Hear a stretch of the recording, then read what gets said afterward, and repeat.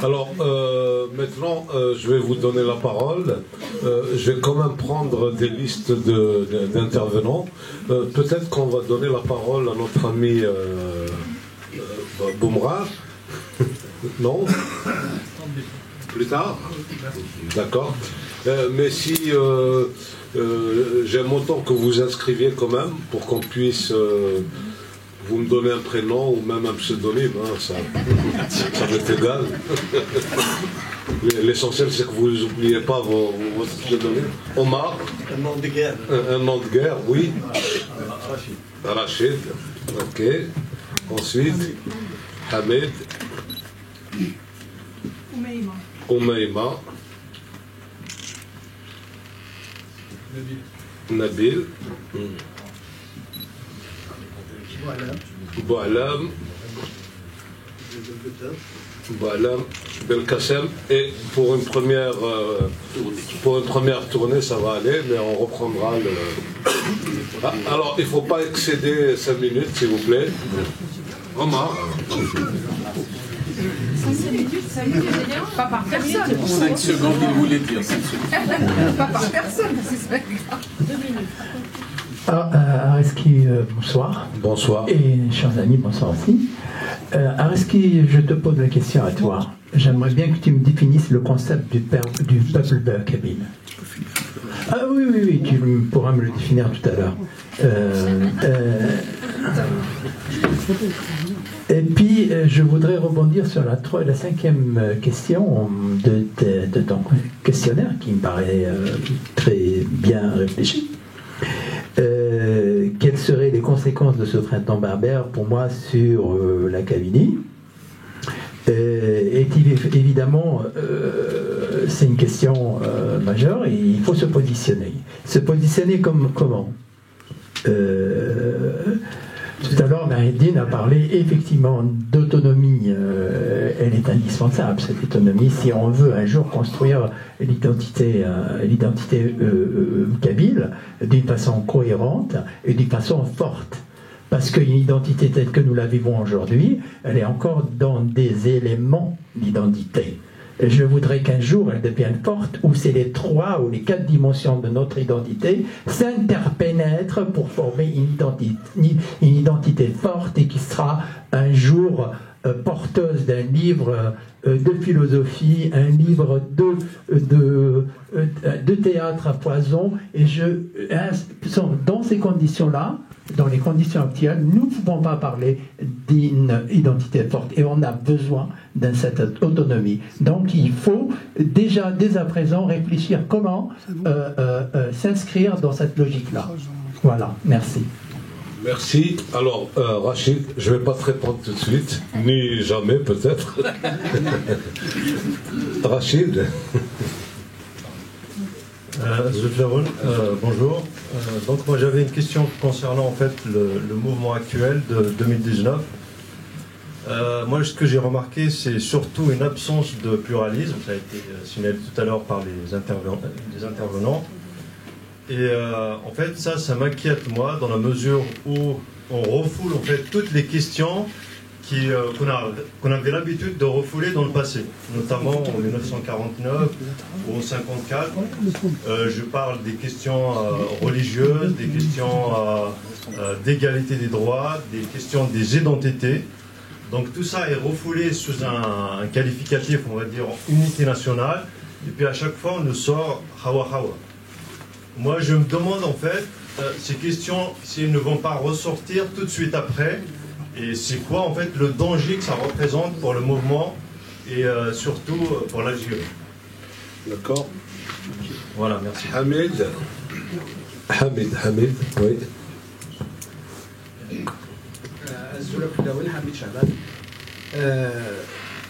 الدغال غالين هو اللي يسوقوا وتبع غريب القرآن الرز ولا نكنوه مش مرابط اكسبانسيون الساقي نورمالمون قلع ورنا الرز ورنكنيو. C'est ça en fait. Donc aujourd'hui, c'est comme ça qu'on doit crier. Je pense que c'est ça qu'il faut crier, cher Zef. Le problème qui se pose aujourd'hui, c'est que la Kabylie est divisée. Elle est divisée d'une manière importante. Donc, à mon avis, il faudrait qu'on se mette à table, tous les partis, pour nos partis politiques, parce qu'il ne faut pas se leurrer, le FFS, le RCD, ils ne sont pas nationaux, c'est des partis régionaux. Il y a le MAC, tous, sans exception, ils doivent se mettre à table pour discuter et définir une stratégie pour qu'on puisse compter réellement dans les débats à venir. Parce qu'il va y avoir des débats et on doit imposer un État fédéral. Parce qu'en fait, on impose un État fédéral, ce n'est même pas uniquement pour l'Algérie qu'on va l'imposer. C'est un État fédéral pour l'ensemble de l'Afrique du Nord. Parce qu'on espère que demain, parce que c'est en fait l'histoire est comme ça, l'histoire avance dans ce sens, c'est le regroupement régionaux pour pouvoir peut-être un jour qu'on puisse se nourrir correctement, qu'on puisse garder notre indépendance et garder notre liberté. Donc il faut que ces partis politiques de Kabylie se mettent à table, discutent et regardent au-delà. Parce que demain, le problème c'est qu'on n'a même pas de représentants. Parce que là, il y a des gens qui vont...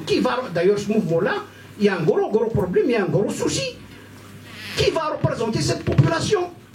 Qui va représenter ce cri, cette révolution? On n'a pas encore de nom, on n'a pas encore de personne. Et tant qu'on n'a pas ces noms-là, le pouvoir va continuer à faire ce qu'il veut. Donc il faut qu'on puisse, à un moment ou à un autre, désigner des gens capables d'aller porter notre message, de porter le message de la population. Aujourd'hui, il n'y a personne.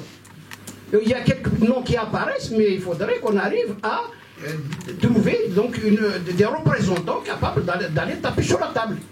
Merci.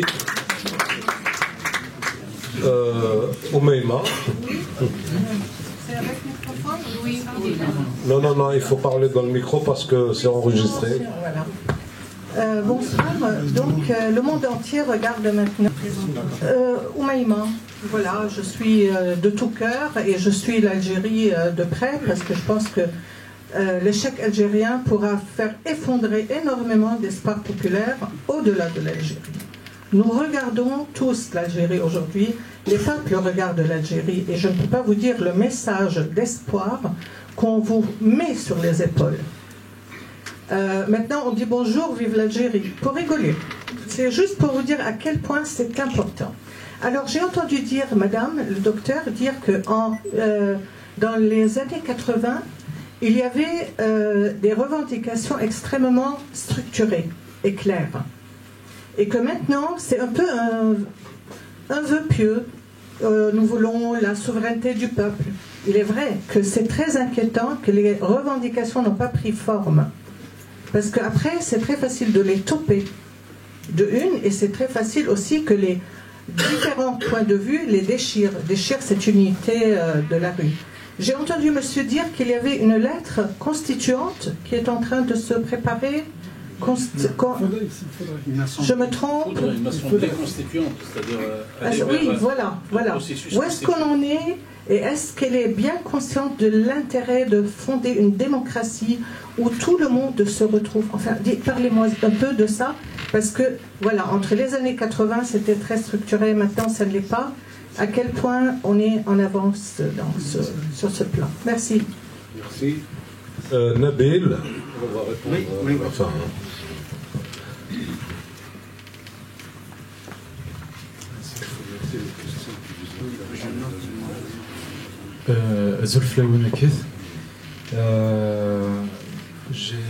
j'ai trois questions qui sont autant d'observations. La question sur la participation des Kabyles aux manifestations actuelles, telle qu'elle a été posée dans le canevas qui vous a été soumis, elle est légitime. Car l'histoire nous oblige à constater que les Kabyles, jusqu'à maintenant, ont nourri les combats de l'Algérie en oubliant leurs propres besoins, leurs propres aspirations, pour se retrouver au final marginalisés et exclus des résultats de ces combats. Ça a été le cas notamment lors du combat national, ça a été le cas déjà dès ce qu'on appelle la crise berbériste en 1949, où on disait on verra par la suite. Aujourd'hui, on a vu. Est-ce qu'aujourd'hui, les Kabyles, puisqu'on peut considérer que c'est un peuple kabyle avec ses spécificités propres, c'est un ensemble qui est homogène, on l'a vu à travers leur tradition démocratique, leur tradition politique, leur tradition aussi sociale. Est-ce qu'aujourd'hui, à partir de ce constat de l'histoire, est-ce qu'on ne peut pas aujourd'hui apprendre de l'histoire?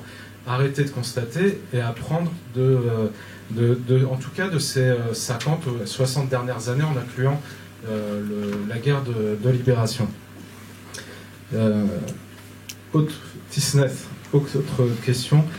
Lorsque les besoins, les aspirations et les spécificités sont aussi fortes qu'elles le sont dans une région comme la Kabylie, comment pouvons-nous les exprimer pour les réaliser à l'avenir quand on nous parle de combat national?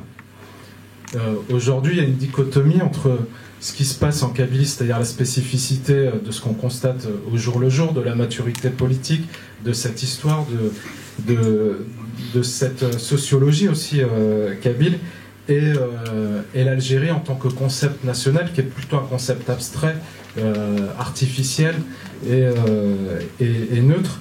Et aujourd'hui, la question que je me pose, c'est comment peut-on exprimer ces spécificités dans ce combat national lorsque, comme le disait Lounès dans son dernier album,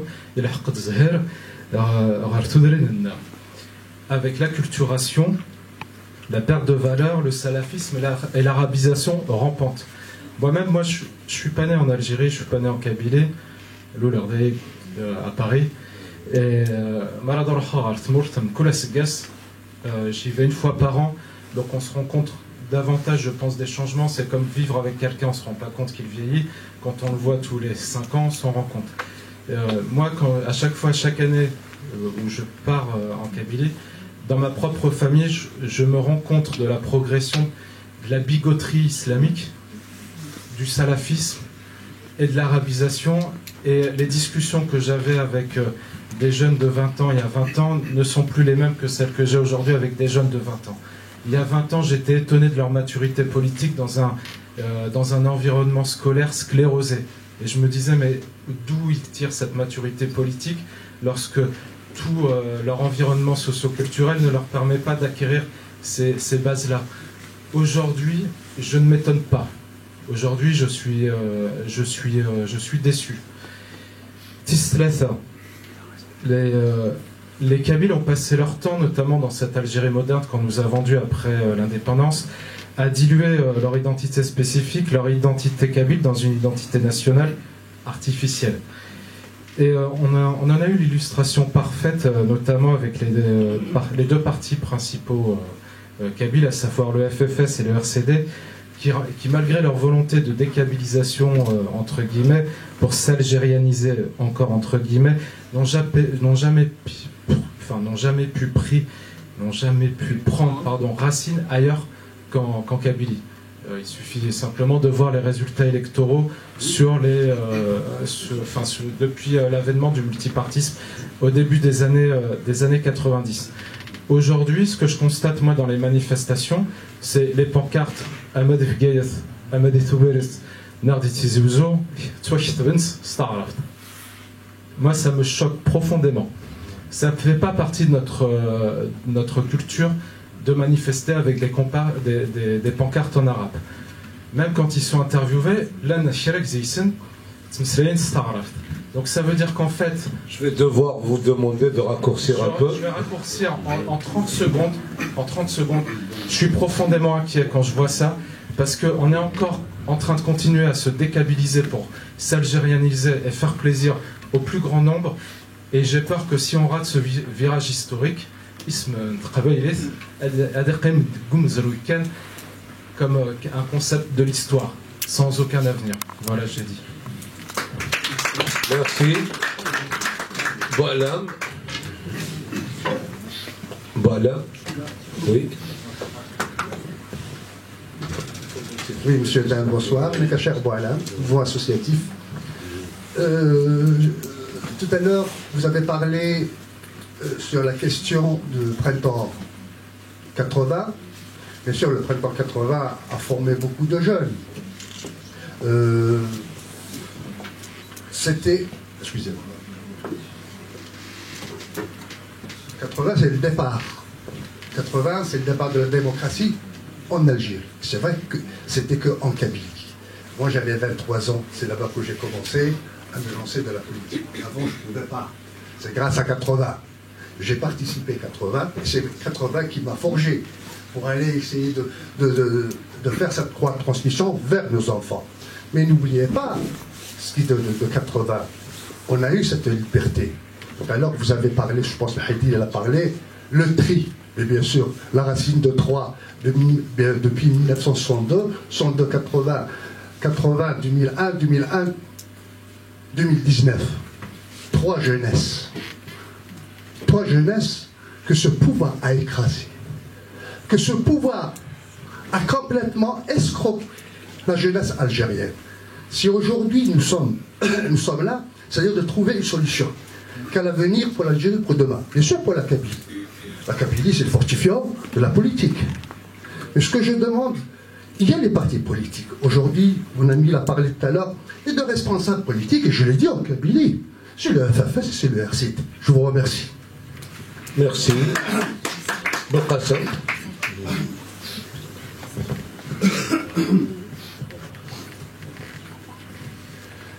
Aujourd'hui, on a une chance d'avoir un mouvement spontané national. C'est vraiment un mouvement national.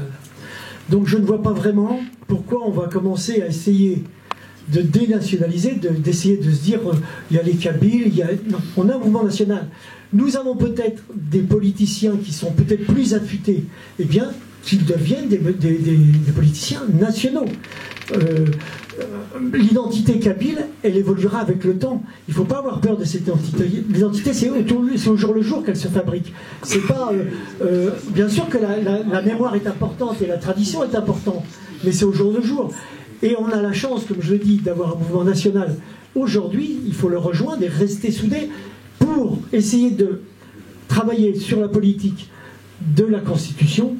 Il faut modifier la Constitution, c'est tout à fait important.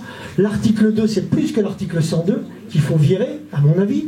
Et les politiciens doivent s'engager sur ça, expliquer aux gens au niveau national ce qu'il y a d'important à modifier dans la Constitution.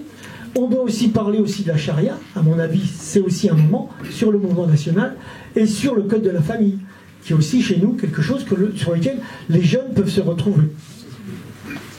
Merci. Mouloud. Merci, merci de me donner la parole. Alors, juste pour rebondir, je trouve que, justement, pour répondre à la 5e question, même si vous ne m'avez pas posé la question, juste elle est posée à tout le monde.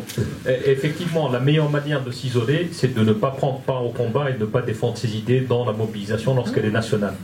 Un député, alors j'ai entendu ça hier, je ne l'ai pas vu moi-même, a parlé à l'APN, donc on est à l'APN, hein, on n'est pas dans la rue, c'est-à-dire on est dans une institution de ce régime, qui dit qu'il y a une kabylisation philosophique de l'Algérie. C'est-à-dire que les idées qui étaient portées uniquement par les Kabyles, ou massivement par les Kabyles, pas uniquement, parce que ce n'est pas une exclusivité kabyle, mais c'est la seule région qui les portait massivement. Aujourd'hui, elles sont dans toute l'Algérie. Alors, est-ce que c'est le moment vraiment de ne pas peser pour ces idées-là? Et donc, parce que si ce terrain n'est pas occupé, la défense de ces idées n'est pas faite par ceux qui les ont portées massivement pendant des décennies, et parfois, le plus souvent isolés, ça serait renoncer à les mettre en œuvre. Donc ça, et je parle de l'idéal démocratique de manière générale. Et aujourd'hui, on a parlé de la Constituante, avec ce qui s'est passé hier soir. C'est pas sûr qu'on aille vers la Constituante. On est en train de partir vers, excusez-moi l'expression, vers la fin de la récréation ou vers une confrontation. Et dans ce cas-là, et comme il risque d'y avoir une nouvelle confrontation parce que l'armée n'a plus de paravent et donc elle est face au peuple, elle pourrait, c'est-à-dire il y a des partis au sein du pouvoir qui pourraient agiter la menace du chaos, et on n'est pas loin du 20 avril, et la Kabylie est un formidable terrain d'expérimentation du chaos. On l'a vu en 2001, c'est-à-dire, je ne dis pas que 2001, mais la manière dont le pouvoir a réprimé la Kabylie en 2001 en assassinant les manifestants. Ce n'est pas exclu qu'on puisse se retrouver dans un scénario peut-être pas exactement le même, mais où la Kabylie servirait d'exutoire ou rallumer le feu pour pouvoir agiter la menace du chaos. Donc, alors peut-être que c'est de la paranoïa de ma part, mais ce n'est pas exclu si le pouvoir est acculé aujourd'hui, même s'il n'a pas réagi, parce qu'on a parlé du pacifisme des manifestations et de la retenue du pouvoir. Mais jusqu'à présent, l'armée n'était pas seule face aux manifestants. Aujourd'hui, ils ont fait tomber le paravent et ils se retrouvent face aux manifestants seuls. Et donc ça peut déraper. Aujourd'hui, ça peut déraper et des provocations sont faciles à faire dans un climat où il y aurait un peu de confusion. Mais vraiment, je pense que c'est vraiment pas le moment d'abandonner ce terrain. Et de toute façon, c'est très simple, hein, et ça me choque pas que les gens parlent en arabe, puisque nous-mêmes, nous ne parlons pas en kabyle, nous parlons en français. Donc c'est exactement la même chose. Pourquoi c'est plus choquant qu'ils parlent en arabe? C'est la langue de leur instruction. Si vous aviez été à l'école en arabe, vous auriez répondu en arabe. Mais le problème, c'est pas qu'on parle en arabe ou qu'on parle en français, c'est qu'on ne soit pas capable de mener ce débat en kabyle. C'est ça le véritable problème. Alors, j'espère que vous avez noté à peu près les questions. Chacun va répondre aux questions qui l'interpellent ou qui l'intéressent. Mais je voudrais quand même, pour qu'on puisse avancer, dire qu'on tenait absolument à ce que le MAC soit représenté à ce débat. C'est pas ici qu'on va régler le problème du peuple kabyle, est-ce qu'il existe ou pas, etc. C'est pas du tout ici qu'on va le régler, donc c'est pas la peine de rester là-dessus. Essayons de voir ce qu'on peut faire en commun, toutes sensibilités confondues. Voilà, c'est le but de ce débat, c'est de savoir sur quoi on peut travailler ensemble, faire avancer les choses ensemble. Donc on va pas aller vers les choses qui vont nous diviser et qui vont empêcher que le débat aboutisse. Voilà, je voulais juste faire cette mise au point. Cela dit, je donne la parole à celui qui la veut pour répondre. Merci pour cet échange très riche et pour ces questions et des interventions qui peuvent aussi être considérées comme des questions. C'est vrai que nous sommes dans une situation extrêmement fragile, extrêmement difficile. Pour votre information, Mouloud Omar, j'ai dit il y a un peu plus d'un mois sur les antennes de la télévision Al-Maghrebia, j'ai dit l'Algérie est en train de se kabiliser, on m'a incendié. On m'a incendié. La personne qui était avec moi dans le débat m'avait incendié. Voilà. Donc c'est pour dire, c'est tant mieux si ça déteint différemment et que ça aille jusqu'au Parlement, qu'on dise autre chose. Maintenant, ce qui me gêne un petit peu, c'est qu'on a l'impression de dire, est-ce que la Kabylie va participer? Il faut que la Kabylie participe, etc. Mais bon Dieu, est-ce que le reste de l'Algérie va suivre encore la Kabylie? C'est comme ça que la question se pose. D'abord, non seulement ça a commencé en Kabylie, je l'ai dit tout à l'heure, mais en plus, est-ce que vous n'avez pas vu la mobilisation à Tizi Ouzou et Efgaïd pour nous parler de ces deux villes-là? Mais c'est inimaginable. C'est la seule région qui a organisé des débats dans ses universités et qui ont invité tous les hommes politiques en présence. Donc quand même c'est effarant de dire est-ce que la Kabylie suit, est-ce qu'elle va suivre, est-ce que ceci, cela. Mais moi je me pose la question inverse. Parce qu'effectivement, quand on vient de le signaler Mouloud Boumra, il y a à craindre maintenant que le face-à-face et l'armée et le peuple algérien. Que va décider l'armée? Et que va décider la rue? Effectivement, on s'achemine soit vers une solution extraordinaire, c'est-à-dire un retrait plus ou moins important de l'armée du champ politique, et laisse effectivement la classe politique faire son travail, et on pourrait s'acheminer vers une issue que nous appelons tous de nos voeux, j'espère en tout cas, moi, en tout cas, une des solutions que j'ai déjà préconisées à plusieurs reprises, c'est de dire qu'il faut absolument un gouvernement de transition dont les membres seraient des hommes, des femmes qui sont dans la société civile et qu'on a vu un peu partout dans les médias et dans les marches. Ils sont connus, un certain nombre de militants, comme disait Mahidine tout à l'heure, qu'on connaît depuis 1980, et qui pourraient, comment dire, faire aboutir ce combat vers une transition démocratique, c'est-à-dire préparation des élections libres, transparentes.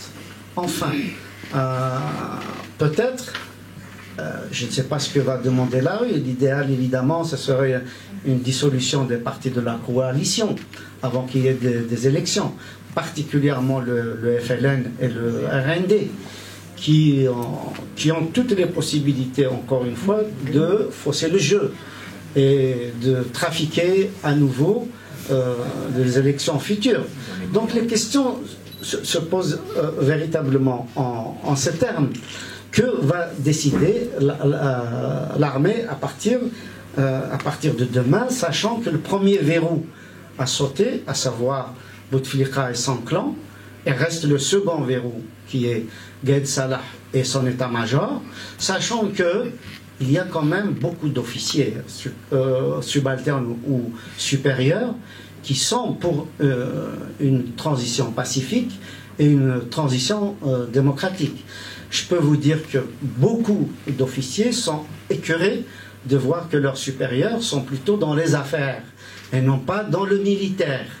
Et que ce n'est pas comme ça qu'effectivement une armée peut se professionnaliser, peut défendre un pays qui a 6300 km de frontières, 1200 km de côtes, et qui est entouré de pays totalement instables, comme on le sait, et dans une configuration internationale particulièrement instable, où tous les pays qui voudraient prendre leur indépendance vis-à-vis des blocs peuvent être menacés, sont menacés. On a vu des interventions des grandes puissances un peu partout, et c'est un débat extrêmement important à mener.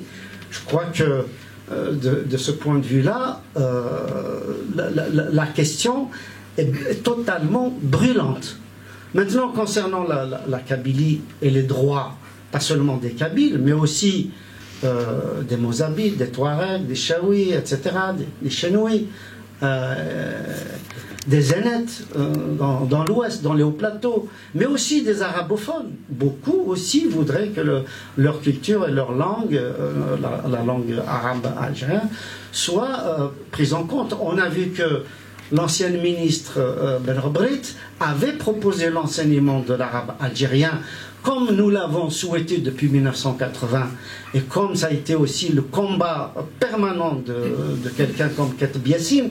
Et on a vu que quand elle a voulu mettre ça dans le programme scolaire, les seuls opposants qu'on a eus, c'était essentiellement des islamistes. Donc aujourd'hui, les islamistes, ils font profil bas. Ça ne veut pas dire qu'ils n'existent pas. Il faut qu'on fasse très très attention. Mais s'ils font profil bas, c'est qu'ils considèrent aussi qu'ils sont minoritaires et qu'ils ont intérêt à faire attention. Donc, moi personnellement, je pense que ce qu'il faut, par rapport à la question qui est de comment poursuivre les revendications, c'est tout simplement d'accompagner ce mouvement-là, d'appeler absolument à la vigilance et de se dire tout simplement que ce mouvement pacifique doit aboutir à une démocratie de proximité, à une démocratie régionale et obliger les autorités d'aujourd'hui ou de demain, j'espère que ce sera des autorités de demain, à reconsidérer les institutions, parce que, comme l'a souligné Mhidine tout à l'heure, ce sont des institutions héritées de l'ère coloniale. Et comme les mêmes causes produisent toujours les mêmes effets, les institutions coloniales ont marginalisé, ont exclu, ont broyé l'Algérien. Eh ben, les institutions reconduites en copier-coller ont fait exactement la même chose. C'est pour ça qu'on aboutit aujourd'hui au dégagisme de ce système qui a reproduit ces institutions. Donc, nous avons des modèles. On ne va pas inventer le fil à couper le beurre. Nous avons des modèles. Nous avons des besoins qui aussi existent de par le monde. Ces besoins sont tout simplement le respect des spécificités des peuples. Ces spécificités, eh ben, l'Algérie étant un grand pays, c'est 5 fois la France. Eh ben, on ne peut pas gérer de la même façon une région pluvieuse et une région désertique, une région surpeuplée et une région sous-peuplée, une région des montagnes, une région des plaines, une région des côtes et une région continentale, ainsi de suite. Une région berbérophone, une région non berbérophone. Donc, il faut des institutions qui s'adaptent à la réalité algérienne et non pas inverse. Et non pas à la réalité algérienne de s'adapter aux institutions, comme ça a été fait depuis maintenant presque 60 ans. Et donc pour que des institutions s'adaptent à nos besoins, aux besoins des Algériens, un modèle de configuration comme l'Espagne, c'est-à-dire des autonomies régionales, est possible. Un modèle comme le modèle allemand, un pays fédéral, est possible. L'essentiel étant qu'il y ait cette démocratie de proximité et qu'on tienne compte justement de la diversité algérienne. Parce que nous avons vu l'échec patent du modèle français jacobin. Un modèle français qui a été lui-même remis en cause depuis les lois de fer et depuis les lois de régionalisation. Aujourd'hui, avec le rouleau compresseur de la mondialisation, il est extrêmement important que les peuples dans les pays qui ont subi les frontières du colonialisme puissent s'organiser et exister.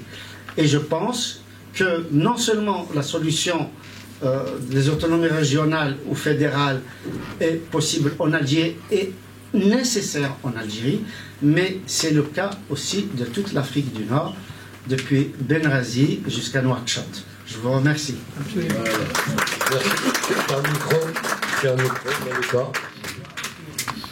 Oui, alors, écoutez, moi, effectivement, le contexte est très compliqué, avec donc l'armée qui s'est émissée. J'espère que dans le scénario le plus positif, c'est qu'elle soit là juste pour la transition, et dans le scénario le plus pessimiste, c'est qu'on aille vers une solution égyptienne. Enfin, voilà. Donc il faut rester extrêmement vigilant. Et je ne sais pas, moi j'ai du mal à comprendre tout ce qui se passe dans les coulisses de ce pouvoir-là, mais tout ce que je sais, c'est que en parlant de la Kabylie, parce que moi je suis dans un mouvement politique qui concerne la Kabylie, et que la Kabylie, beaucoup d'entre vous l'ont dit, la Kabylie est porteuse, elle a toujours été la locomotive de toutes ces idées émancipatrices, démocratiques et de liberté. En tout cas, il faut que la Kabylie, aujourd'hui, puisse justement parler d'une voix forte dans cette recomposition politique qui s'annonce, dans ces processus constituants qui vont peut-être arriver. Il faut qu'on s'organise pour cela. Ça, c'est hyper important, et pour la Kabylie, et pour l'Algérie. Et pour cela, c'est pas la peine que je revienne sur tout ce qu'a dit Hassan, c'est porter le discours de Hassan. Ce discours-là, il faut le porter. Et la Kabylie, effectivement, qui a quand même fait évoluer l'Algérie. L'Algérie, maintenant, les gens vous disent on est tous des Amazirs. Hein, c'est grâce à la Kabylie, c'est pas tombé du ciel, c'est tout le travail qui a été fait depuis 80. On accepte. Pardon? Depuis 49. Depuis 49, oui, pardon, depuis l'image, pardon. Depuis l'éveil des consciences. Donc il y a des choses, et c'est vrai que je me rappelle de ce député qui est parti, d'ailleurs, je crois qu'il a démissionné, il a dit ça, puis il est parti. Effectivement, et même dans les mots d'ordre, on reprend, on fait du mimétisme. Pouvoir pouvoir assassin, ça a été 2001, l'Algérie démocratique, etc. Donc la Kabylie, quoi qu'on dise, imprime quand même les consciences algériennes. Et c'est pour ça qu'aujourd'hui, par rapport à cette pluralité, moi c'est ça il faut qu'on puisse faire admettre, et la Kabylie doit parler fortement de ça, parce qu'il y va même de sa propre existence. Il y va de notre propre existence. Si aujourd'hui, avec la recomposition qui va venir, nous ne pouvons pas imposer notre spécificité, on est mort. La Kabylie va disparaître, pas géographiquement, elle sera là.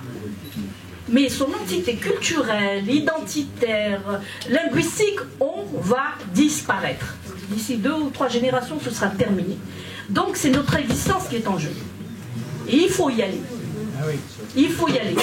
Et il faut s'organiser. C'est vrai, la personne qui a dit, mais qu'est-ce qu'ils font les forces politiques doivent discuter entre elles.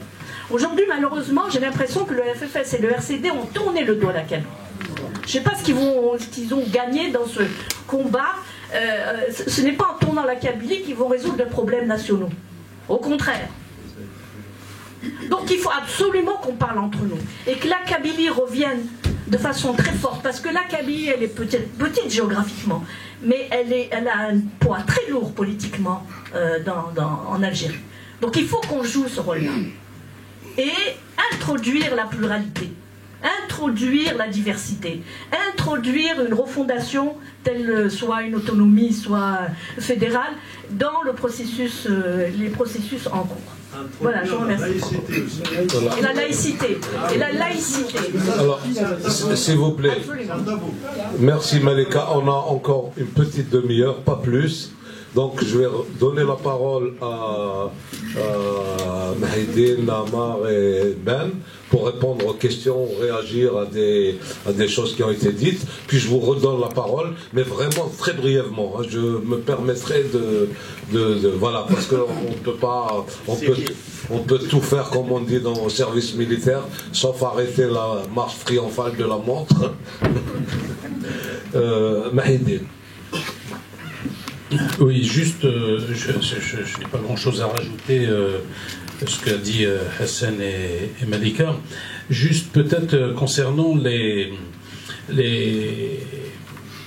partis politiques, que font-ils? Ils sont représentatifs que de la Kabylie, pas à l'extérieur de la Kabylie, etc. D'abord, il faut savoir qu'il y a, y compris ces partis dont certains ici parlent de partis kabyles. Il y a 20 ans, on n'arrivait pas à se mettre comme ça autour d'une table pour parler.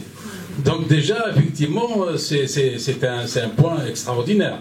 Je ne suis plus représentant d'un parti, mais je trouve qu'à l'époque, il y avait une telle violence dans le camp démocratique qu'aujourd'hui, c'est quand même formidable de pouvoir aussi, je dirais même au-delà même de ces partis politiques, de toute l'Algérie. Il y a 20 ans, les islamistes se manifestaient d'un côté, les démocrates à l'intérieur du camp démocratique, c'était aussi jamais on pouvait manifester ensemble, le RCD, le FFS, etc. Aujourd'hui, c'est toute la société algérienne qui manifeste. Pourquoi? Parce que je crois que chacun a fait son examen de conscience et puis a fait un pas vers l'autre. C'est-à-dire, au fait, on ne veut plus de violence. Et donc, si on sait ce qu'on ne veut pas, on essaye d'aller vers ce qu'on veut. Et ça, effectivement, c'est plus compliqué. C'est qu'aujourd'hui, c'est pour ça d'ailleurs, dès qu'on commence, c'est un débat extraordinaire ce soir, parce que dans les collectifs, on n'arrive pas à avoir ce débat. Parce qu'on se dit attention, attention, c'est pas le moment, khawa, effectivement, parce qu'on a peur justement du syndrome de la division. Mais il faut à un certain moment aller vers ce débat contradictoire et continuer à construire ensemble. C'est déjà un formidable pas de pouvoir manifester ensemble. On va aller vers la construction ensemble. Un camarade tout à l'heure, je ne sais pas, qui disait que on est en train de dékabiliser, de se dékabiliser, de s'algérianiser davantage. L'inverse est vrai. Malika parlait effectivement tout à l'heure, moi j'étais à Alger la semaine dernière, on entendait des slogans.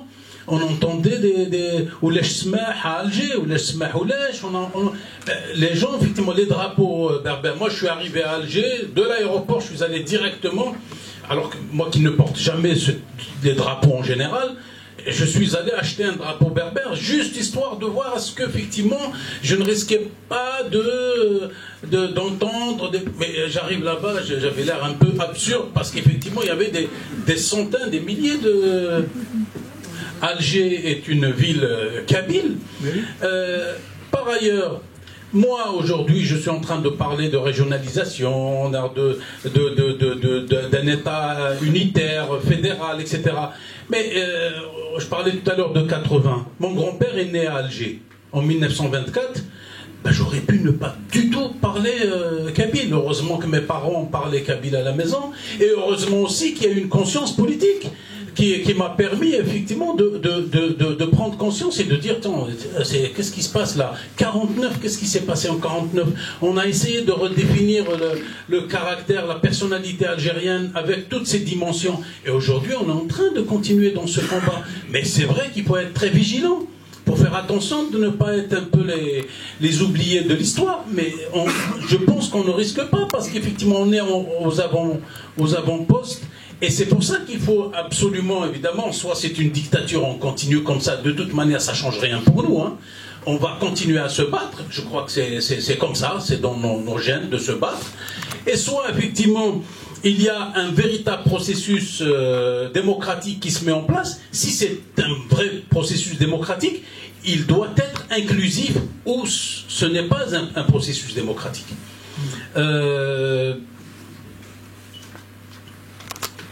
Alors, par rapport justement aux partis politiques, aujourd'hui, que ce soit le FFS, le RCD, le MAC ou le RPK, etc., il y a un point commun. Le point commun, c'est, à ma gauche, on parle, le MAC, il parle d'autodétermination, donc il y a toute la palette est là. Il y a des gens qui parlent de décentralisation, régionalisation positive au FFS depuis 1979 qu'on en parle.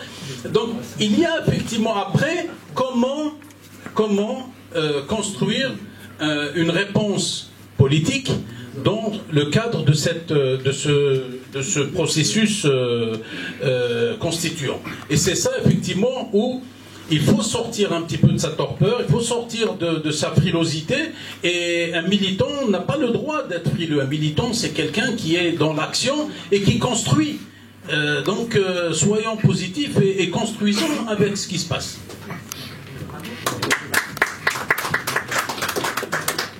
Merci à tous. Voilà, en fait, moi, comment dirais-je, il y a on dit toujours que les faits sont têtus. On veut bien avancer, faire des choses, mais on ne veut pas non plus oublier l'histoire. On parle justement, on peut même aller plus loin que 49. Moi, ce que je sache que l'Algérie, c'est une création française à l'origine. Jusqu'en 57, la Kabylie était comme indépendante, peut-être pas dans un état moderne comme on l'entend aujourd'hui, mais était comme indépendante de cette Algérie qui était créée par la France coloniale. Et en 60, après en 49, il y a ce qu'on appelle la crise kabyle, mais des berbères en fait, parce qu'il y avait les kabyles à cette époque-là aussi. Donc voilà, d'ici, donc on n'a pas voulu mettre la question des cas berbères sur le tapis. On a dit qu'on laissera pour plus tard. En 54, il y a aussi même des vrais nationalistes algériens, kabyles algériens, comme Blaye Wali, comme Barket Maghrib, qui ont été assassinés parce qu'ils ont voulu aussi mettre sur le tapis directement la question kabyle aussi, la question berbère. Vous voyez, donc en 63, je dirais même la première guerre de l'Algérie dite indépendante, c'était contre la Kabylie, en 63 avec le FFS, qui est pourtant la Kabylie qui a payé un lourd tribut pour cette indépendance. Donc les faits sont là. Après, on parle de 80. C'est vrai mais l'histoire ne commence pas en avril 80. 80, c'est vrai que c'est une date charnière entre je dirais, 63 et 2001. parce qu'elle est un peu la conséquence du 63. Vu ce qui s'est passé en 63, donc il y a la frustration, l'humiliation, et qu'en 80, les gens en ont marre, ils ont bougé parce qu'ils ne veulent plus non plus être tout le temps opprimés, vivre dans le dîner identitaire, et ne peuvent même pas faire une simple conférence sur la poésie kabyle avec un mot d'Amri. Et après, bon, on peut parler de 82, mais c'est surtout de 2001. 2001, c'est-à-dire les Kabyles ont toujours été contre le système. Quand on dit aujourd'hui, est-ce que la Kabylie doit être contre le système ou pas? Bien sûr qu'il l'est, il l'a toujours été. En 2001, on se retrouve terriblement seul en 2001. Non, il y a des gens qui disent, est-ce que les Kabyles doivent y aller ou pas? Effectivement. Oui, voilà. Ils ont toujours été contre le système, c'est une évidence. Mais je veux dire, en 2001, on s'est retrouvé terriblement seul. En 2001, les Kabyles n'ont pas bougé pour la Kabylie, mais pour autre chose, ils ont bougé pour l'Algérie, pour les droits, pour aussi l'identité, contre l'injustice. Mais on s'est retrouvé terriblement seul. Pourquoi, à votre avis? On peut se poser ces questions. Donc, aujourd'hui, les gens ils disent que ce n'est pas le moment. Moi, je pense que toutes les priorités sont prioritaires. Il n'y a pas une qui passe avant ou après. Parce qu'à partir du moment où on se dit que c'est pas grave, on oublie le problème kabyle, on met de côté, on met de côté le problème berbère, c'est pas grave. Parce que moi, j'entends dans une manifestation, on dit qu'il n'y a pas de Chaoui, il n'y a pas de Kabyle, il n'y a pas de Nzam, nous sommes tous Algériens unis, Khawa Khawa. Mais moi, quand j'entends ça, c'est-à-dire que nous sommes tous Algériens, c'est un peu la reproduction du même système. Je pense qu'il est clair qu'il faut dire aussi, il faut mettre les choses sur le tapis, il faut dire les choses clairement, sans devrait se battre. En tout cas, nous, on existe, on est là, donc on doit se battre en tant que tel. On se réunit, on passe à autre chose. Parce qu'on peut se poser la question inverse. Est-ce que c'est si Bouteflika? Parce que c'est bien, parce que dans le forêt, on perd ses repères parfois aussi. Là, on est tous contents, il y a le peuple qui s'est levé contre ce système, c'est bien. Mais il ne faut pas oublier qu'il y a 4 mandats, personne n'a bougé pendant les 4 mandats. On a attendu le 5e mandat. Pourquoi le 5e mandat? Parce qu'on a vu que Bouteflika, ça y est, peuplé, c'est un légume et ça n'a plus rien. Donc moi, je pose la question inverse aussi. Si Bouteflika était en forme, il avait tous ses moyens, est-ce que le peuple bougerait aussi? Est-ce qu'il devrait, il faut dégager? Donc ça, c'est aussi une question aussi qu'il faut se poser.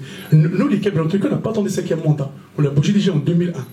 Donc, ça aussi, c'est une réalité qu'il faut mettre absolument sur le tapis. Parce que jusqu'à maintenant, moi, j'entends ce que les gens disent, parce que nous sommes tous contre le système, tout ça. Mais il faudra rappeler que nous ne sommes pas un seul peuple, c'est pas vrai. Parce que j'ai entendu tout à l'heure que le Maroc, la Tunisie, l'Algérie, c'est un seul peuple. Non, nous sommes plusieurs peuples.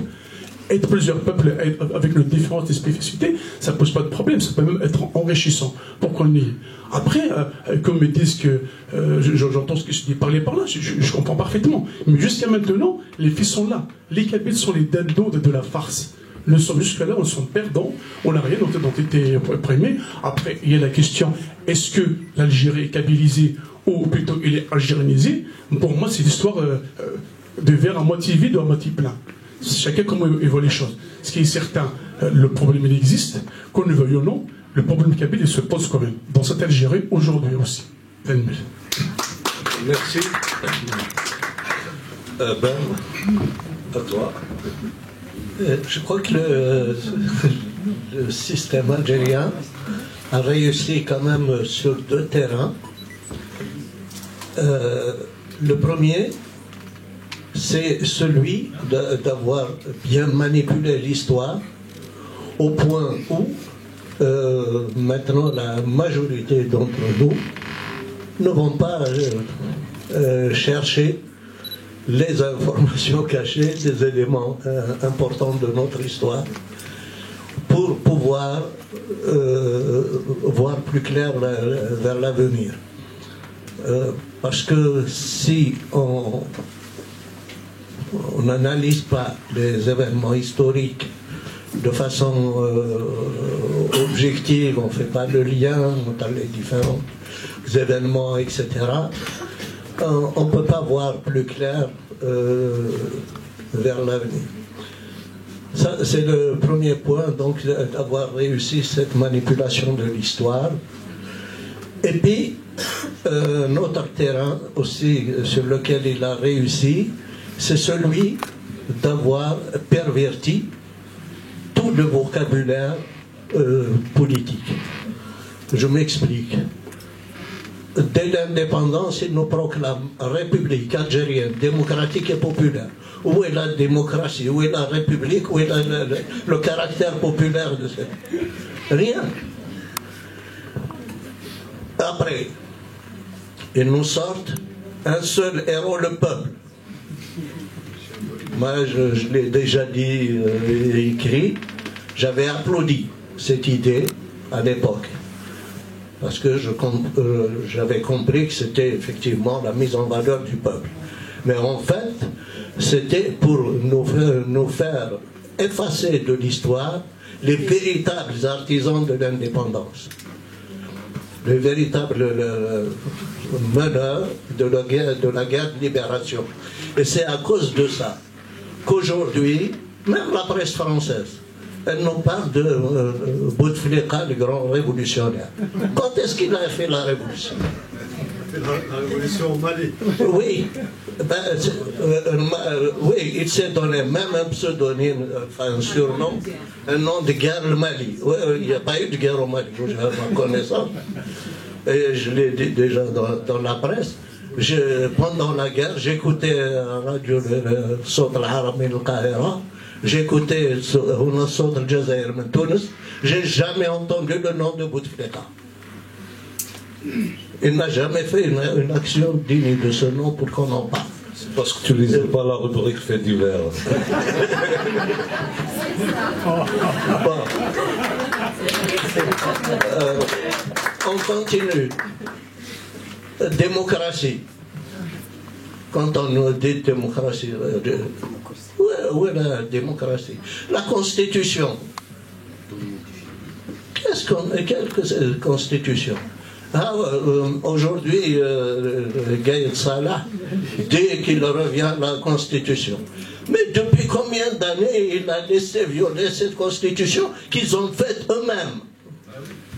Donc, pour moi, aujourd'hui, il est inutile de parler de Constitution. C'est sûr. Voilà. Bon. Maintenant, il y a plusieurs mots.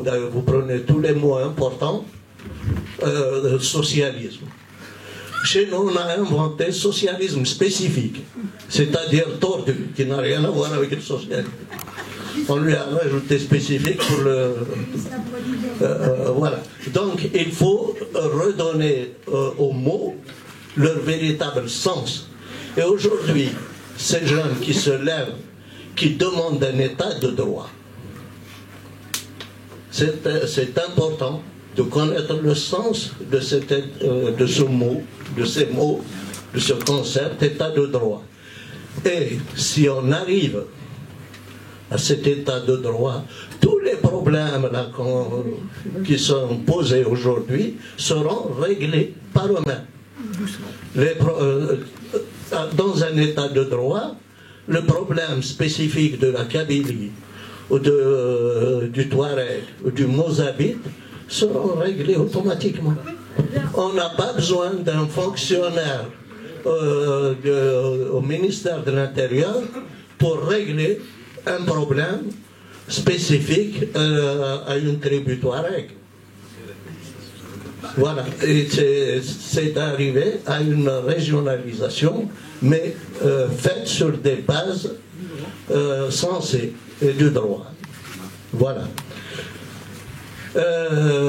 À propos de la question berbère,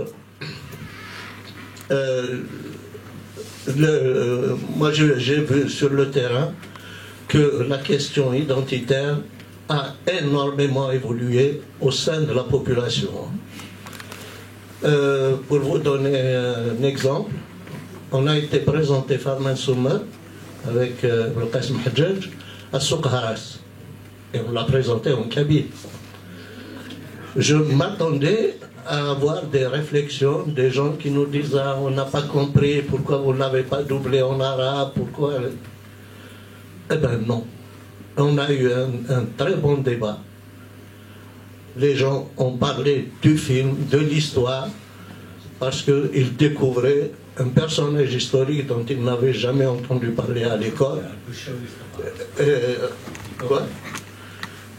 Et ensuite, à la fin, tenez-vous bien, ils ont demandé à Abdel Qassem, lui ont dit maintenant il faut nous faire un film sur Takfarinas. Ah oui, chez eux, il est chez eux. Oui, plus ou moins aussi. Oui, bien sûr qu'il est chez eux, je sais. Mais il est berbère. Il y a quelques années de ça, on t'aurait dit il n'est pas de chez nous. Autre chose, ils lui ont demandé mieux encore. Un autre film sur Saint-Augustin. Un chrétien. Eh ben, pour moi, ça m'a vraiment fait plaisir d'entendre des choses comme ça à Sokaras. Et la même chose à Indefla. On l'a présenté à Indefla, le même scénario. Il devait y avoir une dizaine de Kabyles dans la salle. Donc, pour parler, j'étais obligé pendant le débat de leur parler en arabe, mais en arabe algérien. C'est tout ce que je connais.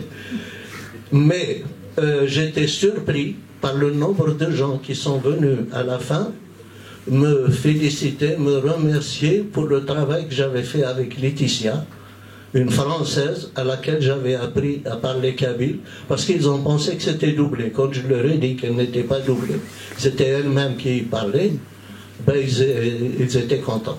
Voilà. Donc pour vous dire que quand même, les mentalités ont évolué. Alors qu'il y a quelques années de ça, début des années 80, je crois, on est allé faire un spectacle avec Aitman Gillata à Oran. On a fait enfin j'ai fait l'introduction, la présentation. J'ai annoncé le premier groupe qui passait. Et ben, quand je suis sorti, j'ai trouvé un officier, il avait 3 ou 4 étoiles. Et il me dit, j'ai dit oui. Il me dit, alors moi, j'ai souri, je dis, وعلى بالك وانتم وعلى عندكم جمهورية وحدكم هنا؟ علاش؟ ناس خاطر البارح درنا هكذا في الجزائر ما قالولناش ممنوع. هاو درتو هكذا في العاصمة. درنا هكذا في العاصمة. غير حقيقي. Voilà, pour vous dire, c'est l'ignorance, c'est un officier.